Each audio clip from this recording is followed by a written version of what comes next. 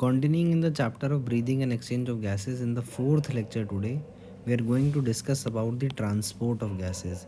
Transport of gases में हमें oxygen और कार्बन डाइऑक्साइड का ट्रांसपोर्ट किस तरीके से हो रहा है उसके बारे में डिस्कशन करना है। सबसे पहले एनसीईआरटी हमें इन दोनों के जो मीडियम ऑफ ट्रांसपोर्ट है उसके बारे में बता रही है कि इन दोनों का मीडियम ऑफ ट्रांसपोर्ट क्या होता है, ब्लड होता है। सारी की सारी चीज़ें, चाहे प्लाज्मा हो चाहे हमारा आरबीसी हो, ये सब हमारे ब्लड ही के अंदर प्रेजेंट है। तो मीडियम ऑफ ट्रांसपोर्ट क्या हुआ, हमारा ब्लड हुआ। अब बात आती है कि ऑक्सीजन और कार्बन डाइऑक्साइड किस किस परसेंटेज में, किस किस फॉर्मेट में हमारा ट्रांसपोर्ट होगा। तो ऑक्सीजन की बात करें तो ये आरबीसी के अंदर 97% जाएगा और प्लाज्मा के अंदर ये 3% जाता है। ये हो गया हमारा ऑक्सीजन का ट्रांसपोर्ट। बात करें कार्बन डाइऑक्साइड की, तो कार्बन डाइऑक्साइड जो है 7% है ये प्लाज्मा के थ्रू। फिर हमारा 20 to 25% जो है ये हमारा आरबीसी के थ्रू जाता है और 70% जो कार्बन डाइऑक्साइड ट्रांसपोर्ट होता है वो बाइकार्बोनेट की फॉर्मेट में होता है। ये चीज़ हमें एनसीईआरटी ने इसी पैराग्राफ के अंदर डाटा पूरा का पूरा दिया है। अब क्या चीज़ आती है, इसको हम लोग रीड कर लेते हैं डायरेक्टली कि जो 97% ऑक्सीजन है वो ट्रांसपोर्ट करेगा आरबीसी। रिमेनिंग 3% ऑक्सीजन को कौन कैरी करेगा, वो डिज़ोल्व स्टेट में कैरी होगी प्लाज्मा के थ्रू। प्लाज्मा के थ्रू 3%, 97% किसके थ्रू, आरबीसी के थ्रू। और आरबीसी में भी किसके साथ, हीमोग्लोबिन के साथ बाइंड होकर के जाएगा। बात करें हम लोग कार्बन डाइऑक्साइड की, तो 20 to 25% जो कार्बन डाइऑक्साइड है ये ट्रांसपोर्ट करता है हमारा आरबीसी और 70% जो है वो करता है हमारा बाइकार्बोनेट यानी HCO3-। और 7% जो कार्बन डाइऑक्साइड है ये डिज़ोल्व स्टेट में जाती है प्लाज्मा में। तो कार्बन डाइऑक्साइड की अगर बात करें तो डिज़ोल्व स्टेट में कार्बन डाइऑक्साइड कितनी जा रही है, 7%। और हमारी ऑक्सीजन कितनी जा रही है डिज़ोल्व स्टेट में, 3%। ऑलमोस्ट डबल कंसंट्रेशन है, डबल से भी ज़्यादा ही समझ लो इसको कि डबल से ज़्यादा इसकी परसेंटेज है ये। बहरहाल हम लोग ट्रांसपोर्ट ऑफ ऑक्सीजन के बारे में बात करें अब लोग कि तो ट्रांसपोर्ट ऑफ ऑक्सीजन होता कैसे है, तो हमने बात करी क्या कि 97% कैसे होगा, आरबीसी के थ्रू होगा और 3% जो है हमारा प्लाज्मा में डिज़ोल्व स्टेट के थ्रू होगा। अब आरबीसी में हमने बोला कि आरबीसी में ये जाएगा हीमोग्लोबिन के थ्रू। अब हीमोग्लोबिन क्या है, सबसे पहली बात आई ये कि व्हाट इज़ हीमोग्लोबिन। तो हीमोग्लोबिन क्या है, हमारा एक रेड कलर का आयरन कंटेनिंग पिगमेंट है। पिगमेंट क्या कहते हैं, किस चीज़ को कहते हैं, any substance that imparts a colour, उसको हम लोग पिगमेंट कहेंगे। और कौन सा मेटल प्रेजेंट है इसके अंदर, आयरन मेटल प्रेजेंट है। कौन सा कलर देता है ये ब्लड को, ऑब्वियसली सब जानते हैं रेड कलर देता है। तो वो रेड कलर जो ब्लड का होता है वो किस वजह से होता है, हीमोग्लोबिन की वजह से होता है। हीमोग्लोबिन कौन से सेल के अंदर प्रेजेंट होगा, आरबीसी के अंदर प्रेजेंट होगा। ये सब इंपॉर्टेंट क्वेश्चंस हैं, ऑल्दो वेरी बेसिक हैं, लेकिन क्या होता है कि बहुत प्रेशर के अंदर यही चीज़ें गलती होती हैं। तो हीमोग्लोबिन हमारा रेड कलर का आयरन कंटेनिंग पिगमेंट है जो कि आरबीसी के अंदर प्रेजेंट होगा। अब हमारी जो हीमोग्लोबिन जो हमारे ब्लड के अंदर प्रेजेंट है ये हमारे ऑक्सीजन के भी साथ बाइंड कर सकता है और हमारे कार्बन डाइऑक्साइड के भी साथ बाइंड कर सकता है। अब क्या डिपेंड करेगा कि ये किसके साथ बाइंड कर रहा है, ये इस बात पे डिपेंड करेगा कि कंडीशंस किसके लिए फेवरेबल हैं। अगर ऑक्सीजन के लिए कंडीशंस फेवरेबल हैं तो हमारा ऑक्सीजन के साथ बाइंड करके ये HbO2 बना लेगा जिसको हम लोग ऑक्सी हीमोग्लोबिन कहते हैं। और अगर हमारी कार्बन डाइऑक्साइड के लिए कंडीशंस फेवरेबल हैं तो हीमोग्लोबिन हमारा कार्बन डाइऑक्साइड के साथ बाइंड करके HbCO2 बनाएगा जिसको हम लोग कार्ब अमीनो हीमोग्लोबिन कहते हैं। फिर तीसरी बात आती है कि कार्बोक्सी हीमोग्लोबिन क्या होता है, तो जब ये हमारा कार्बन मोनोऑक्साइड के साथ हमारा रिएक्शन करता है हीमोग्लोबिन तो उसको हम लोग कार्बोक्सी हीमोग्लोबिन कहते हैं। कार्बोक्सी हीमोग्लोबिन कार्बन मोनोऑक्साइड के साथ, carb amino haemoglobin carbon dioxide के साथ और ऑक्सी हीमोग्लोबिन ऑक्सीजन के साथ। अब ऑक्सीजन के साथ जब ये बाइंड करेगा हीमोग्लोबिन तो ये रिवर्सिबल मैनर के अंदर फॉर्म करता है। ऑब्वियसली कार्बन डाइऑक्साइड हो चाहे ऑक्सीजन इसके साथ बाइंड कर रहे हैं तो रिवर्सिबल मैनर में ही करना पड़ेगा ताकि ये दोबारा रीयूज़ हो सके।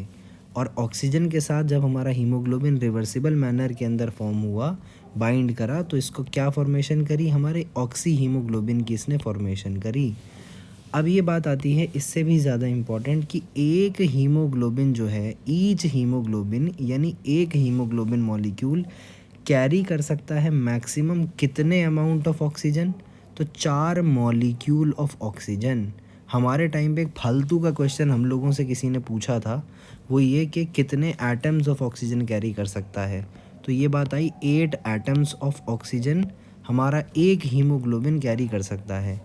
एक हीमोग्लोबिन 8 ऑक्सीजन के मॉलिक्यूल्स, यानी एक हीमोग्लोबिन और 4 ऑक्सीजन के 8 ऑक्सीजन के एटम्स और 4 ऑक्सीजन के मॉलिक्यूल्स। एटम्स पूछेगा तो 8, मॉलिक्यूल पूछेगा तो 4। फिर बात आई क्या कि जो बाइंडिंग है ऑक्सीजन की हीमोग्लोबिन के साथ, ये प्राइमरीली किस बात पे डिपेंड करेगी? पार्शियल प्रेशर ऑफ ऑक्सीजन कितना है, इस बात पे ही ये डिपेंड करेगी। लेकिन इसके अंदर गवर्निंग फैक्टर्स क्या क्या भी हो सकते हैं, वो हैं 3। पार्शियल प्रेशर कार्बन डाइऑक्साइड का कितना है, हाइड्रोजन आयन की कंसंट्रेशन क्या है, और तीसरी चीज़ टेम्परेचर क्या है जहाँ पर ये बन रहा है। ये 3 हमारे जो वो कंडीशंस हैं ये ऐसी हैं जो गवर्न कर रही हैं किसकी बाइंडिंग को? ऑक्सीजन की हीमोग्लोबिन के साथ बाइंडिंग को गवर्न करने वाली कंडीशंस में ये शामिल हैं।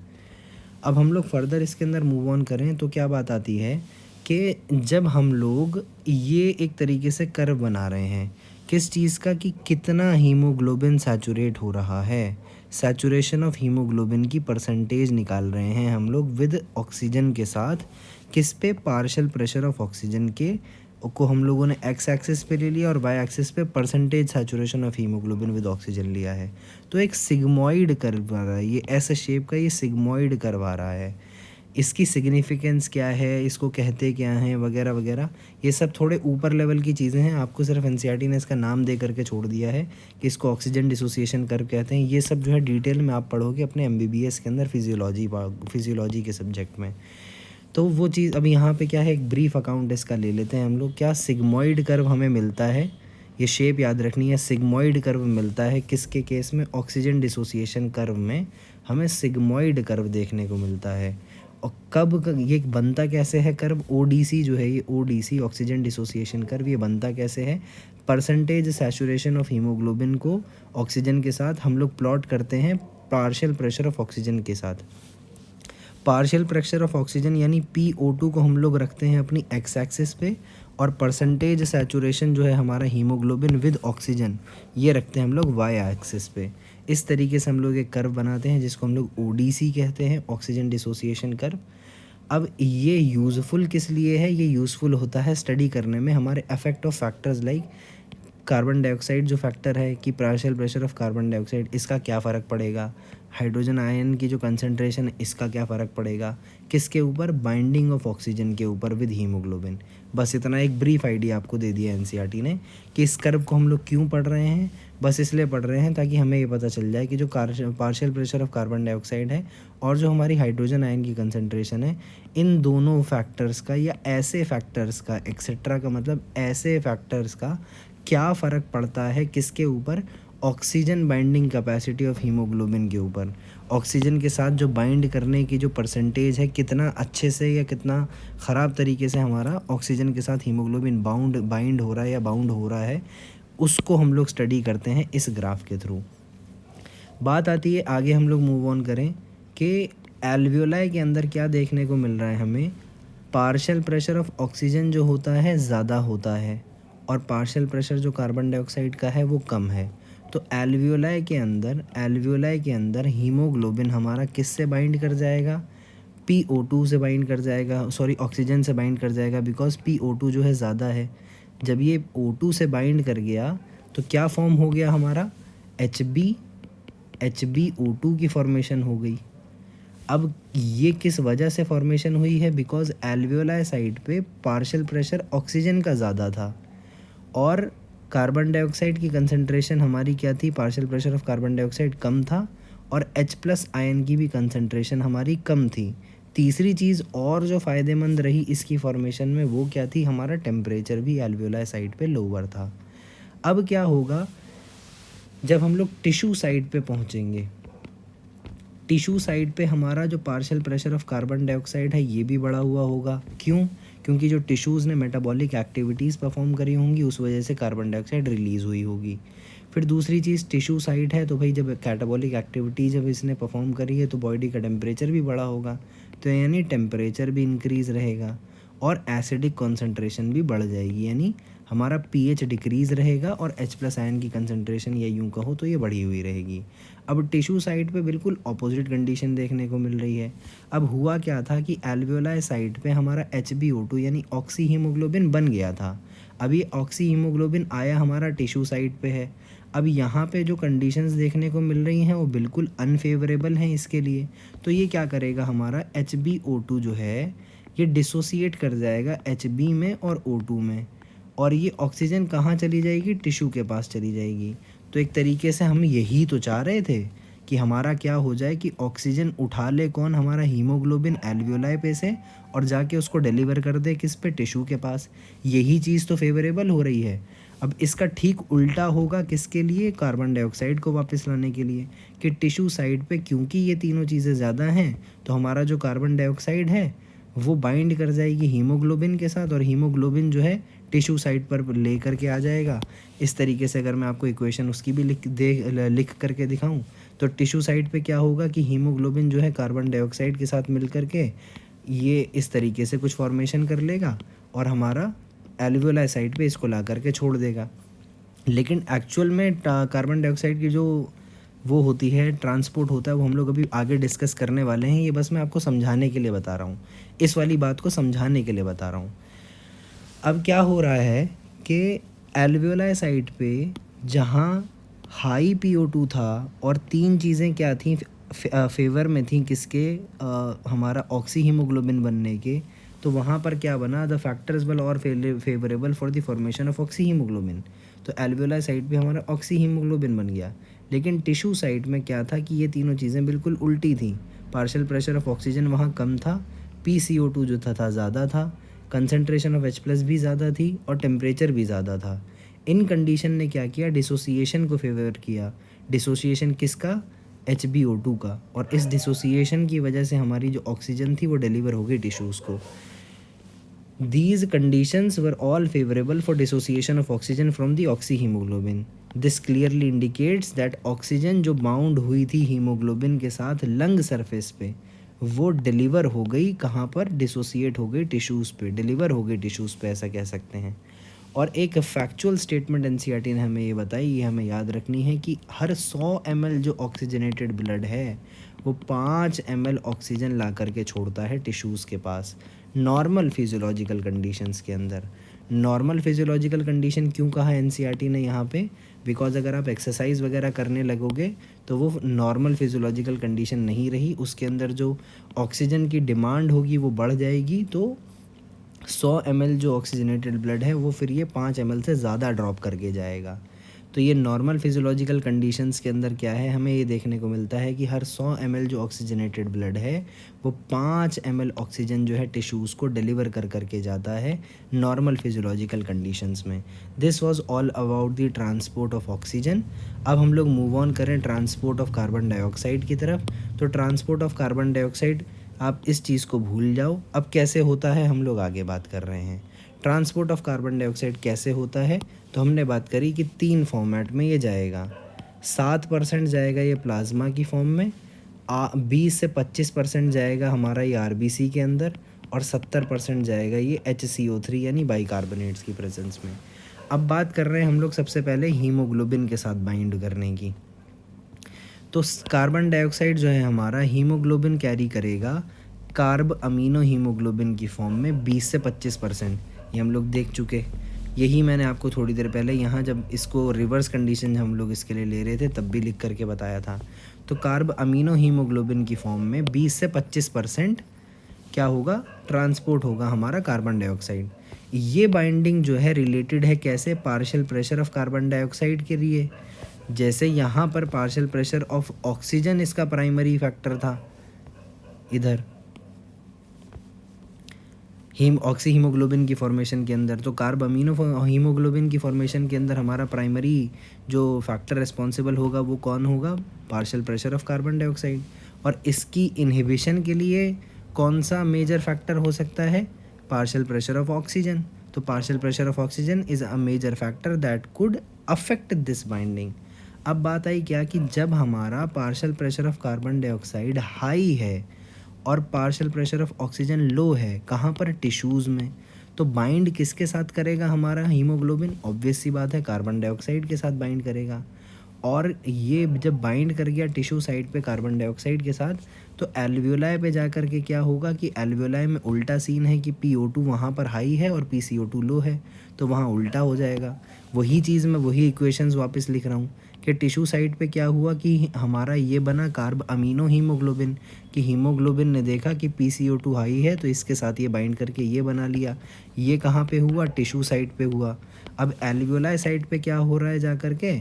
एल्वियोलाई साइड पे PO2 हमारा हाई है, तो अब हमारे HbCO2 जो था ये डिसोसिएट करके Hb और CO2 में चला गया, और हमारा ये हीमोग्लोबिन जो है हमारे ऑक्सीजन के साथ बाइंड करके HbO2 बनाएगा। तो एक तरीके से क्या हुआ कि हमारे हीमोग्लोबिन ने, हमें क्या देखने को मिल रहा है इस सबसे, कि हमारे हीमोग्लोबिन ने टिश्यू साइड से कार्बन डाइऑक्साइड उठाई और एल्वियोलाई में ये कार्बन डाइऑक्साइड ले आके छोड़ दी। यही तो हम चाह रहे थे कि हमारी जो कार्बन डाइऑक्साइड है, बिकॉज ये हार्मफुल सब्सटेंस है, ये टिश्यू साइड से रिमूव हो जाए बाहर, बॉडी के बाहर।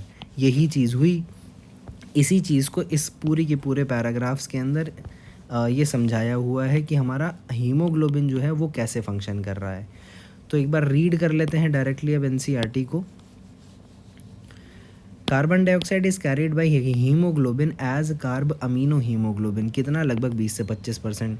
ये बाइंडिंग जो है ये रिलेटेड होती है partial pressure of carbon dioxide के साथ, और मेजर फैक्टर जो अफेक्ट कर सकता है इसकी बाइंडिंग को, वो कौन है? हमारा PO2। जब PCO2 हाई होगा और PO2 लो होगा जैसे टिश्यूज़ की साइड पे, तो क्या होता है कि हीमोग्लोबिन से कार्बन डाइऑक्साइड ज़्यादा बाइंड करती है, more binding of carbon dioxide occurs. और एल्वियोलाई साइड पे क्या होगा हमारा कि PCO2 लो होता है, PO2 हाई होता है, तो वहाँ पर जाके डिसोसिएशन हो जाएगा हमारा कार्ब अमीनो हीमोग्लोबिन का। तो इस तरीके से क्या होगा, हमारा कार्बन डाइऑक्साइड रिलीज़ हो जाएगी एल्वियोलाई साइड पे और वहाँ से बाहर चली जाएगी, और एल्वियोलाई साइड पे फिर हमारा ऑक्सी हीमोग्लोबिन की फॉर्मेशन होगी, और इस तरीके से हमारा ऑक्सीजन का ट्रांसपोर्ट हो जाएगा। यही चीज़ ये बोली हुई है NCERT ने कंटिन्यूसली, क्या कि डिसोसिएशन होगा किसका? Of carbon dioxide from carbo amino haemoglobin takes place, that is carbon dioxide which is bound to haemoglobin from the tissues is delivered at the alveoli. जो कार्बन डाइऑक्साइड हमारी bound थी haemoglobin के साथ tissue में से, from the tissue, ये deliver हो गई, is delivered at the alveoli. Alveoli पे लाके उसको छोड़ दिया इसने इस तरीके से। अब ये क्या बात कर रहा है आगे कि RBC की, अब यहाँ तक तो हो गई हमारी किसकी बात? RBC की, उसकी हीमोग्लोबिन की बात। इसके बाद का ये जो पूरा का पूरा पैराग्राफ है ये हमारा आता है किसके ऊपर? HCO3 के ऊपर, यानी बाइकार्बोनेट से कैसे ट्रांसपोर्ट हो रहा है कार्बन डाइऑक्साइड, उसके ऊपर बात आ रही है। अब चाहे ये RBC के अंदर हो रहा हो, चाहे ये प्लाज्मा के अंदर हो रहा हो, मैकेनिज़्म वही है, परसेंटेज अलग है। प्लाज्मा के अंदर 7% होता है और RBC के अंदर ये 70% होता है, और RBC के अंदर 20 से 25% कैसे हो रहा था हमारा?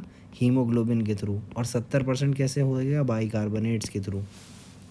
और प्लाज्मा में 7% जो हो रहा है ये भी बाइकार्बोनेट्स की फॉर्म में ही हो रहा है। ये चीज़ समझ लो। अब हम लोग आगे बात कर रहे हैं क्या कि RBC के अंदर एक एंजाइम प्रेजेंट होता है, उसका नाम क्या है? Carbonic anhydrase. और small quantities of same enzyme is present in plasma too. Plasma में भी हमारा कार्बोनिक एनहाइड्रेस प्रेजेंट है, और वेरी हाई कंसंट्रेशन है इस एंजाइम की, कहाँ पे? RBC के अंदर। अब ये पूछा, यही सबसे पहला सवाल बन जाता है कि ये जो कार्बोनिक एनहाइड्रेस है इसकी कंसंट्रेशन सबसे ज़्यादा कहाँ पे है? तो RBC के अंदर है, ये चीज़ भूलना नहीं है। RBCs के अंदर हमारी वेरी हाई कंसंट्रेशन है किसकी? कार्बोनिक एनहाइड्रेस की। कार्बोनिक एनहाइड्रेस क्या काम करता है? तो ये डबल रिएक्शन काम करता है। डायरेक्शन क्या है इसकी? दोनों डायरेक्शन में ये काम करता है। क्या कि कार्बन डाइऑक्साइड और वाटर को रिएक्ट करवाएगा कार्बोनिक एसिड में, H2CO3 में बना देगा, और H2CO3 को वापस इसमें डिसोसिएट भी करवा सकता है। ये दोनों के दोनों रिएक्शंस को ये कैटेलाइज करेगा, रिवर्सिबल रिएक्शंस हैं ये। फिर कार्बोनिक एसिड को कार्बोनिक एनहाइड्रेस फर्दर जो है बाइकार्बोनेट और H+ में कन्वर्ट कर देता है। अब क्या होगा कि ये काम कहाँ चला हमारा? जहाँ कार्बन डाइऑक्साइड प्रोड्यूस हुई।